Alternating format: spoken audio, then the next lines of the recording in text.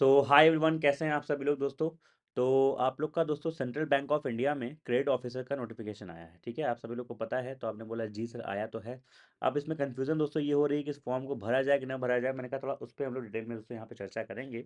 और डिटेल में क्या, मैं आपको ब्रीफ में नोटिफिकेशन का एक वो ब्रीफ देता हूँ। अभी तक आपने हर जगह वैसे नोटिफिकेशन के बारे में देख ही लिया होगा।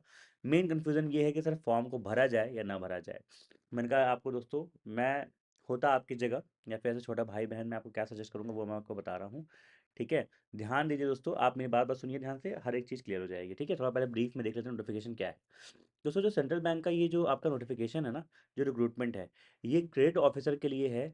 In junior management grade scale मतलब JMGS। दोस्तों, किसी भी बैंक में जैसे हम लोग भी जब SBI PO या फिर कोई भी IPS PO बनता है, वो सब JMGS पर नहीं होते हैं। ठीक है, ये बात ध्यान रखिएगा। लेकिन लिखा हुआ है अपॉन पासिंग PGDF। तो PGDF पास करके दोस्तों आपको ये जॉब मिलेगी। अब बताऊंगा वो क्या सीन है। अच्छा, जैसे आपने कई लोगों ने IDBI जैम वाला सुना होगा ना, तो कुछ वैसा ही आप लोग रिलेट कर सकते हैं, यहाँ पे वो सही सीन है। ठीक है, आप ये सब आप लोग पढ़ लीजिएगा, इसके PDF में डलवा दूंगा। ध्यान से सुनिए काम की बात यहाँ पे क्या है। फॉर्म आपका 30 से 20 तक चलेगा। वैकेंसी आपकी 1000 है, उसके बाद इसका देख लीजिएगा।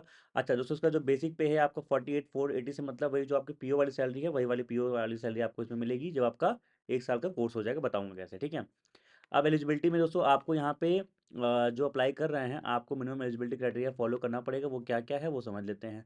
सबसे पहले दोस्तों, आप इंडियन सिटीजन होने चाहिए। तिब्बतन रेफ्यूजी भूटान नेपाल से भी हो सकते हैं।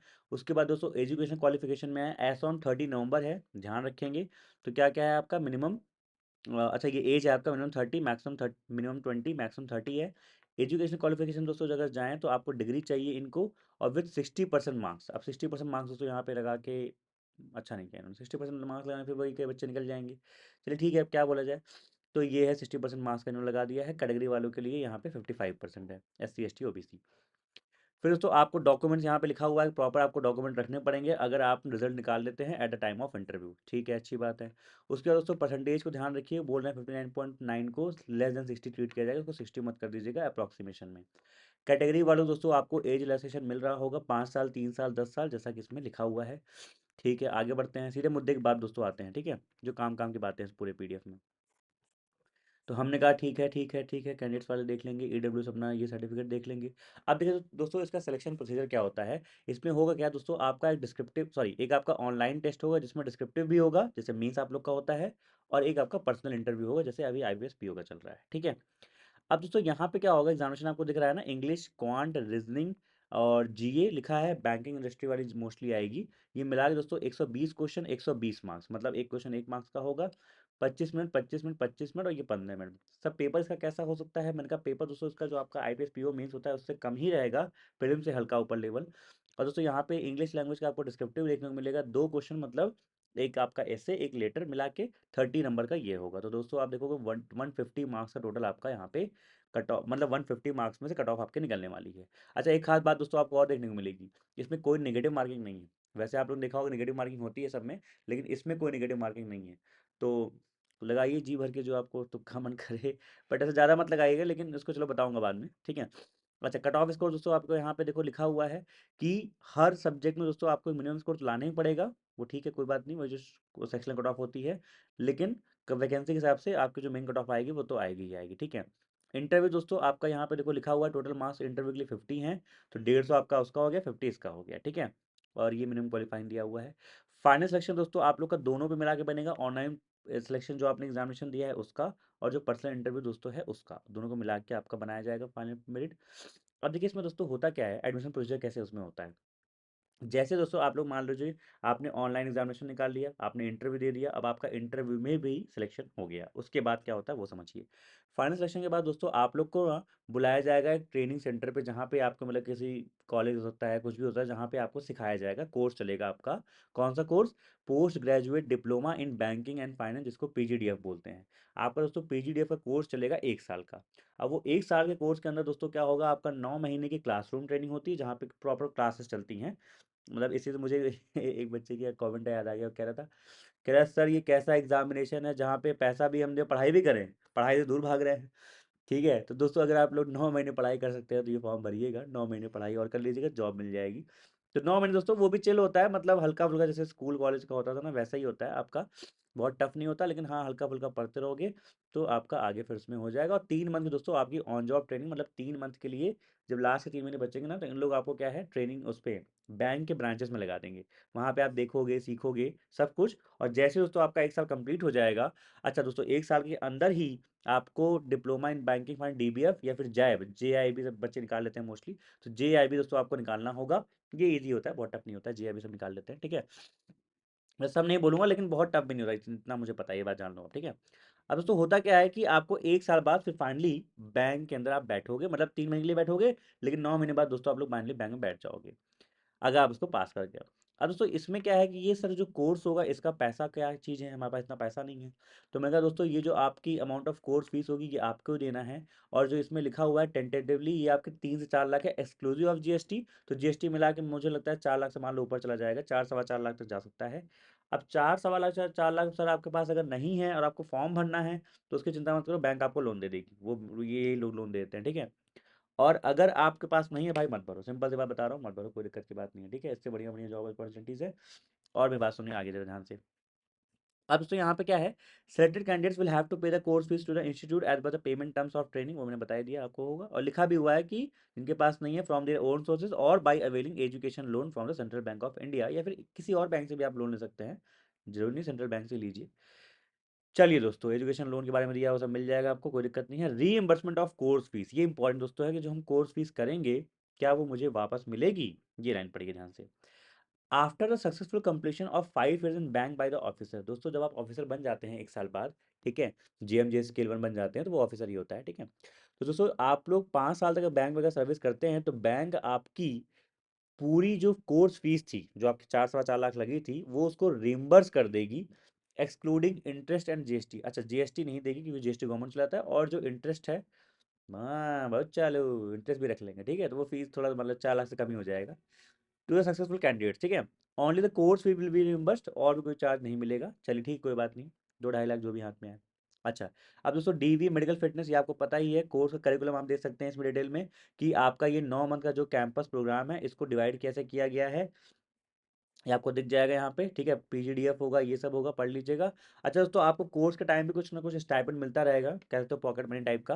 तो 2,500 पर मंथ मिलेगा आपको 9 महीने के लिए, और जब आप ऑन जॉब रहेंगे ब्रांच में जाएंगे तब आपको 10,000 रुपये मिलेगा, ठीक है। और उसके बाद दोस्तों जब 1 साल बाद आप कंफर्म हो जाएंगे, तो 1 साल बाद सॉरी आप जब वो हो जाएंगे, ट्रेनिंग प्रोग्राम कंप्लीट हो जाएगा, जब बैंक लग जाएंगे तो आपकी सैलरी वही जैसे पीओ की होती है 50-60 हज़ार के आसपास, उतनी आपकी कम से कम रहेगी, ठीक है। अब दोस्तों ये सारी बातें हो गई, सारी बातें हो गई। आई होप इसमें कोई डाउट आपको नहीं रहेगा, कोई डाउट अगर रह जाए कमेंट सेक्शन में डाल देना, मैं वहाँ पे देख लूँगा, ठीक है। क्योंकि मोटे मोटे जितने पॉइंट्स हैं मैं वो सारे कवर करने की कोशिश कर रहा हूँ। अब दोस्तों यहाँ पे थोड़ा ध्यान रखना, सिबिल के लिए इन्होंने बता रखा है, वैसे बैंक बताते नहीं है लेकिन साफ साफ बता रखा है कि आपका सिबिल हिस्ट्री कम से कम 650 या उससे ऊपर होना चाहिए, जिसको हेल्दी माना जाता है, तो वो आपका होना चाहिए। Now coming to form fees, और इसे भी हम लोग दोस्तों रैप अप करेंगे। दोस्तों फॉर्म फीस पहली बात तो वुमेन और SC ST वालों के लिए आपके 150 रुपये है, ठीक है। चलो जीएसटी मिला के आप मान लो हो जाएगी 180-200 जो भी हो जाएगी, ठीक है। फिर दोस्तों आपका 750 रुपये है बाकी सभी लोग के लिए। अब दोस्तों यहाँ पे दो बातें हैं, मेरी बात सुनिए ध्यान से, यहाँ पे खत्म हो गया। अब आपको मैं बताऊंगा कि आपको अप्लाई करना चाहिए नहीं अप्लाई करना चाहिए, मेरी बात सुनो ध्यान से। कोई एक पीपीटी खोल लें, यहाँ तो चलेगा नहीं आपका, पीपीटी खोल लेते हैं, खुल जा भाई। चलो दोस्तों मान लो ये इन लोग रैपिड मैथ्स ले लेते हैं दोस्तों, चलो चलो ठीक है। अब दोस्तों आप लोग मेरी बात सुनिए ध्यान से, अप्लाई करें ना अप्लाई करें, एक काम करते हैं, मैं नया वो ले लेता हूँ, इसमें इंसर्ट करना जरा नई स्लाइड। चलो ये सब हटा दो भाई। चलो अब मेरी बात ध्यान सुनो आप लोग अच्छे से, ठीक है। आजा भाई। चलो अब दोस्तों यहाँ पे सुनो आप लोग पहले कि सर क्या क्या मुद्दा क्या है। मैंने कहा देखो सब कुछ एकदम बताऊंगा, ध्यान से सुनना मेरी बात। फीस, दोस्तों अगर फीस की मैं बात करूँ तो आपने फीस देखा, फीस कितनी है, 150 रुपये और 750 रुपये, ठीक है। तो जिन लोग की 150 है, चाहे SC ST या फिर हमारे SC ST भाई बंधु या फिर जो वेमेन लोग हैं, आप सभी लोग तो भर दो, 150 रुपये क्या ही जा रहा है। अच्छा भर के उधर सर टाइम वेस्ट करें, मैंने कहा नहीं यार सुनो मैं बता रहा हूँ, मेरी बात सुनो, मैं पूरी आप लोग जजमेंट करने लगते हो। अब देखो दोस्तों क्या किन लोग को भरना चाहिए ये समझते हैं हम लोग, क्या सीन है। और 750 रुपये वाले में जिनके पास पैसे हैं आप लोग भर दो, जिनको पैसे दिक्कत ना हो, ठीक है। जिनको दिक्कत है आप लोग मत भरिए, ठीक है। अब सुनो मेरी बात, देखो दोस्तों, ये जो फॉर्म है ना, ये जो फॉर्म है, फॉर्म तो अच्छा है। सेंट्रल बैंक ऑफ इंडिया कोई खराब चीज़ नहीं है, क्रेडिट ऑफिसर है, जैसे आईडीबीआई करवाता है तो आपको जॉब मिल जाएगी जेएमजे स्केल 1। आप भी जैसे सेंट्रल बैंक ऑफ इंडिया से पीओ लगते हैं ना, वैसे ही हो जाएंगे, बस 1 साल बाद बनेंगे वो चीज़ें। उसके बीच में आपको कोर्स करना पड़ेगा, फीस देनी होगी, उस फीस का पैसा भी मिलेगा, लेकिन वो 5 साल का लॉक इन पीरियड है। अब 5 साल तक कोई अब बैंक में रहे ना रहे वो बात अलग है। ठीक है, तो वैकेंसी ठीक ठाक है, मैं इसको बोलूंगा नहीं खराब, बोल नहीं, बहुत निगेटिव लोग बोल रहे हैं, अरे नहीं ये है वो। ठीक ठाक है, खराब भी नहीं। जैसे मान लो मैं बताता हूँ किन लोग के लिए ठीक है। दोस्तों देखो, आप लोग फ्रेशर्स हो ना, मेरी बात मानना। अब मैं अगर आपकी जगह होता या फिर मैं कोई छोटा भाई बहन आप लोग को बता रहा हूँ, कैसे बताऊंगा। दोस्तों आप लोग फ्रेशर्स हो, तो आप सभी लोगों के पास इसके अलावा बहुत एम्पल अपॉर्चुनिटी है। अभी आपको पता है एसबीआई क्लर्क चल रहा है, फिर एसबीआई पीओ आएगा, फिर आपको पता है जून से दोस्तों आप लोग का आरआरबी स्टार्ट हो जाएगा, आरआरबी पीओ, आरआरबी क्लर्क, उसमें भी अब दोस्तों दोनों मिला के 10,000 वैकेंसीज के आसपास आपकी आएंगी। उसके बाद दोस्तों आपका आईबीपीएस का साइकिल। तो ये जो इतने एग्जामिनेशन दोस्तों आपके होते हैं, और ये 2025 का साल दोस्तों है, तो यहाँ पे आरबीआई असिस्टेंट भी आएगा। तो आप देखो दोस्तों, आपकी इंश्योरेंस की वैकेंसी आती हैं। ठीक है, तो दोस्तों बिना किसी बॉन्ड के, बिना किसी कोर्स के, बिना कुछ पढ़े, बिना पैसा दिए दोस्तों अगर आपको ये सब जॉब ऐसे इजीली मिल रही हैं, तो सबसे पहली प्रायोरिटी इंसान की तो यही होती है कि हमको ये जॉब लेना है। और ये जॉब आप लोग निकाल सकते हैं जिसकी आप लोग तैयारी करते हैं। जैसे आप लोग अभी एसबीआई क्लर्क एग्जामिनेशन दे रहे हैं, पूरा फोकस उस पर कीजिए। ये जिन लोगों को फॉर्म फॉर्म भरने के लिए बोल रहा हूँ ना, आपको बताता हूँ क्या करना है। फोकस आपको पूरा एसबीआई क्लर्क, एसबीआई पीओ भी करना है, जो भी चल रहा है। ठीक है, तो सर अब किसको भरना चाहिए फिर आप कह रहे हैं। मैंने कहा फ्रेशर लोग तो आप लोग इस पे फोकस करेंगे, फॉर्म भर दीजिए। फॉर्म के बार बार भरने बोल रहा हूँ मैं। देखो होता क्या है दोस्तों, यहाँ पे सही समझो आप लोग। देखो, फॉर्म भरोगे, 2 घंटे का वो जो ये भी पेपर होगा, पेपर देने जाओगे, उसके लिए कुछ आपको अलग से तैयारी नहीं करनी। पूरा पूरा सिलेबस आपका बैंकिंग का ही है, एसबीआई के लेके जो पढ़ाई करो वही जा। बस इसका एक दो मौका अगर मिल जाए कहीं से दे देना, अदरवाइज जाके बस एग्जामिनेशन दे आना। कौन सा आपको एग्जामिनेशन देते ही वो पकड़ के ले जाएंगे, चलो तुमने एग्जामिनेशन दिया ना, अब चलो सेंटर में तुमको पैसा देना पड़ेगा 3 लाख, नहीं ना। दे दो, हो गया, नहीं हुआ, जो भी हुआ बात का देखा जाएगा। ठीक है, उसकी चिंता नहीं। अब सुनो मेरी बात, पहले आप मेंस ये जो एग्जामिनेशन दे दो। अच्छा, अब दोस्तों किस लोग के लिए मैं बोलूँगा ये जॉब ठीक हो सकती है। जैसे मान लो दोस्तों आप लोग बैंक की एग्जामिनेशन तैयारी कर रहे हैं 2 साल 3 साल से, ध्यान समझिएगा। 2 साल 3 साल से आप लोग तैयारी कर रहे हैं, ठीक है? और दोस्तों आप लोग का अभी इनमें से कोई भी एक प्रीलिम्स नहीं निकला है, मेंस नहीं निकला है, मतलब कुछ भी नहीं निकला है। और आपकी एज भी बढ़ रही है, आप 27 या 28 के लगभग लगभग हो चुके हैं। 2 साल बाद आप लोग क्लर्क का एग्जामिनेशन, 1 साल बाद क्लर्क का एग्जामिनेशन नहीं दे पाएंगे। तो दोस्तों ये लोग जो वनरेबल एज पे हैं, जो एकदम एंड मोमेंट पे हैं, 27 28 साल के, 29 साल के हैं, और आपने बहुत साल से तैयारी कर रहे हैं, आप लोग का ये हुआ भी नहीं है, तो आप लोग भरिए। क्योंकि दोस्तों आप लोग के पास जो भी अपॉर्चुनिटी आ रही है वो सब आपके लिए अच्छी अपॉर्चुनिटी है। तो आप लोग तो डेफिनेटली भरिए। जो लोग 26 27 28 साल के हैं, 3 4 साल से एग्जामिनेशन दे रहे हैं, नहीं निकला, तो आप लोग भरिए। और आप लोग इस इंटेंशन से बनिए निकालने के लिए। ठीक है, क्योंकि आप लोग भरेंगे, एग्जामिनेशन ईजी है, उतना ज़्यादा क्राउड नहीं जाएगा, लेकिन तब भी मुझे लग रहा है 1000 वैकेंसी है तो 3 4 लाख तो फॉर्म ऐसे ही आराम से भर देंगे। ठीक है, लेकिन तब भी कंपटीशन आप देखोगे एसबीआई के लगे, एसबीआई पीओ वगैरह से बहुत कम कंपटीशन होगा। मोस्टली बच्चा नहीं भरेगा, जैसे मैं बता रहा हूँ ये सब नहीं भरेंगे। ठीक है, तो आप लोग पास एक चांस रहेगा कि हाँ थोड़ा इजी है, आपकी एज भी हो रही है, थोड़ा सा ईजियर वे में आपको ये जॉब मिल सकती है। ठीक है, तो आप लोग भरो। अब दोस्तों मैं बात कर रहा था कि ये कि किन किन लोगों को, मैंने कहा देखो जैसे मान लो अगर आपको 750 रुपये की चिंता नहीं है, पैसे की दिक्कत नहीं, तो आप फॉर्म भर दो। और आप 150 रुपये वाले, आप तो फॉर्म भर ही दो। फॉर्म भर दो, जाके देखना, जाके बस दे आना। ठीक है, उसके मीन वाइल, मान लो मीन वाइल दोस्तों आपका कुछ एसबीआई क्लर्क, एसबीआई पीओ ये सब निकल विकल जाता है, तो अच्छी बात है, फिर उसको भूल ही जाना, फिर उसको भूल जाना। नहीं निकलता है और आपको लग रहा है कि यार मैं जो है नहीं निकाल पाऊंगा, इस साल जो होने वाले एग्जामिनेशन है, मैं फ्रेशर अभी हूँ, तो अभी फ्रेशर है तो रुक सकते हैं, कोई दिक्कत की बात नहीं है। आपको इसमें एग्जामिनेशन निकालेंगे तो आपको जाके जॉब पढ़ना पड़ेगा, पैसा देना पड़ेगा। तो आपके लिए बेस्ट क्या रहेगा, आप अगला एग्जामिनेशन ये जो आईबीपीएस वगैरह साइकिल है इन सबको दीजिए, आरबीआई वगैरह टारगेट कीजिए, ये सब दे दीजिए नाम से। ठीक है, और दोस्तों और अगर आपका इन सब का निकल गया एसबीआई वगैरह, तो इनमें चले जाइए, इसको भूल जाइए, कोई दिक्कत की बात नहीं है। तो ये मोस्टली दोस्तों जो मुझे लग रहा है बेस्ट जॉब है इन सभी लोग के लिए। ठीक है, और साथ में आप लोग दे दीजिएगा प्रैक्टिस के लिए, कोई दिक्कत की बात नहीं, 150 रुपये तो फीस है, प्रैक्टिस दे आना। और कोई दोस्तों इसकी जो लोग फॉर्म भर रहे हैं उन लोग को बता रहा हूँ कि अगर आप फॉर्म एवी भर रहे हैं, देखिए दो चीज़ें हैं, या तो एवी भर रहे हैं या तो सीएसली भर रहे हैं। सीएसली भर रहे हैं ढंग से तैयारी कीजिए, जैसे आप लोग को मैं बताया। भी भर रहे हैं, कुछ भी तैयारी मत करना, एसबीआई के लगे फुल तैयारी करते रहो, बस जाके पेपर देना। सर क्या फ़ायदा मिलेगा, मेरा 150 रुपये वेस्ट होगा, सेंटर पे जाऊंगा।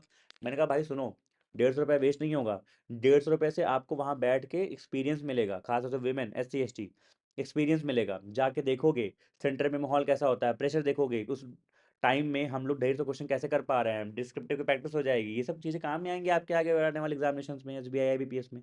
ठीक है, और जो लोग 750 भी भर रहे हैं उन लोग के लिए भी यही सेम चीज़ है, अगर आप अफोर्ड कर सकते हैं। अगर आपको 750 रुपये अफोर्ड नहीं कर सकते हैं, क्योंकि मैंने देखा है भाई बहुत से भाई बहन ऐसे हैं जो 750 रुपये अफोर्ड नहीं कर सकते हैं, तो आप इस फॉर्म को छोड़ दो। ठीक है, चलिए दोस्तों, तो आई थिंक वीडियो को यहीं तक रखेंगे। आई होप आपको समझ में डिटेल में अच्छे से आ गया होगा। तो बाय बाय, टेक केयर, अपना ख्याल रखिए। बहुत टाइम नहीं खाऊंगा, 14 मिनट हो गए, काफ़ी है। एक क्लैरिटी और आइडिया मिल गया होगा। अभी भी कोई कन्फ्यूजन है, डाउट है ना भरने भरने पे, मुझसे कमेंट सेक्शन में पूछो, वहाँ बताऊंगा। जय हिंद।